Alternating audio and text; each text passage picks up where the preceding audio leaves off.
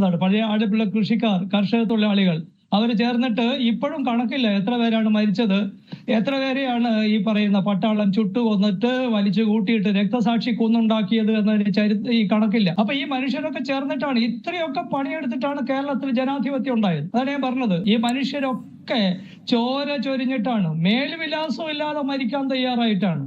പുന്നപ്ര മരിച്ച എല്ലാ മനുഷ്യരുടെയും പട്ടികയില്ല. എന്ന് പറഞ്ഞാൽ അവർക്ക് ഭാവിയെ കുറിച്ച് വലിയ സ്വപ്നങ്ങൾ ഉണ്ടായിരുന്നു. സ്വപ്നം എന്ന് പറയുന്നത് അത് വളരെ പ്രധാനപ്പെട്ട, ചരിത്രത്തിൽ തന്നെ വളരെ പ്രധാനപ്പെട്ട ഒരു കാര്യമാണ്. ഒരു വ്യക്തിയുടെ സ്വപ്നമല്ല, ഒരു സമൂഹത്തിന്റെ സ്വപ്നം ഒരു വ്യക്തിയുടെ സ്വപ്നമായി തീരുന്ന സന്ദർഭം ഉണ്ടാകും ചരിത്രത്തിൽ. അങ്ങനെ ഒരു സന്ദർഭത്തിന്റെ നടുവിൽ വെച്ചിട്ടാണ് മേൽവിലാസമില്ലാതെ മരിക്കാൻ ഈ പുന്നപ്ര മനുഷ്യന്മാരൊക്കെ തയ്യാറായത്. അതിന്റെ ഇടയിൽ ഉണ്ടായിരുന്ന ഒരാള്, ഒരു മനുഷ്യൻ ഇപ്പോഴും തീരെ അവശനായിട്ട് തന്റെ വാർദ്ധക്യത്തിൽ ജീവിച്ചുകൊണ്ടിരിക്കുന്നുണ്ട്. ഞാൻ ഓർക്കാറുള്ളത്, ഈ ദിവസങ്ങളിലൊക്കെ ഈ പണി നടക്കുന്ന ദിവസങ്ങളിൽ അച്യുതാനന്ദൻ ഒരുപക്ഷെ നമ്മുടെ പൊതുജീവിതത്തിന്റെ നടുവിലുണ്ടായിരുന്നെങ്കിൽ അദ്ദേഹം എങ്ങനെയായിരുന്നു പ്രതികരിക്കുക? കാരണം VS-ന്റെ ഭാഷയിൽ അദ്ദേഹത്തിന്റെ പദകോശത്തിൽ ഒരു വളരെ പ്രധാനപ്പെട്ട പദം ഒരുപക്ഷെ അദ്ദേഹം ഈ 40കളിൽ നിന്നും പിന്നീടും ഈ പറയുന്ന പൊതുജീവിതത്തിൽ ഉണ്ടായിരുന്ന അവസാന ദിവസം വരെ നമ്മുടെ മുമ്പിൽ വെച്ചിട്ടുണ്ട്. ആ പദത്തിൽ അദ്ദേഹം പറയുക പ്രമാണി എന്നാണ്.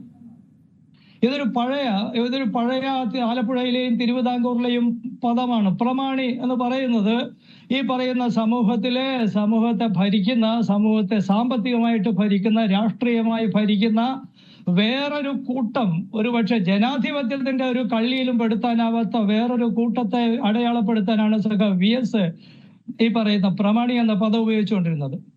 ഈ പ്രമാണിയെ മാറ്റിയിട്ടാണ് കേരളത്തിൽ ജനാധിപത്യം ഉണ്ടാകുന്നത്. അതാണ് ഈ കേരളത്തിലെ ഈ പ്രമാണിത്വത്തെ അവസാനിപ്പിച്ചിട്ടാണ് ജനാധിപത്യം ഉണ്ടാക്കുന്നത്. അതിനു വേണ്ടിയിട്ടാണ് പഴയ കമ്മ്യൂണിസ്റ്റ് പാർട്ടിക്കാർ ഈ പണികളൊക്കെ ചെയ്തത്.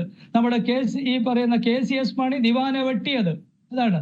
തീർച്ചയായിട്ടും ഈ പറയുന്ന അത് ശരിയായ പ്രവർത്തനമാണോ എന്ന് ചോദിച്ചു കഴിഞ്ഞാൽ എനിക്ക് അറിഞ്ഞുകൂടാ. പക്ഷെ ചരിത്രം അതിനെ സാധൂകരിച്ചിട്ടുണ്ട്. അങ്ങനെയാണ് ദിവാൻ തിരുവിതാംകൂറിൽ നിന്ന് പോകുന്നത്.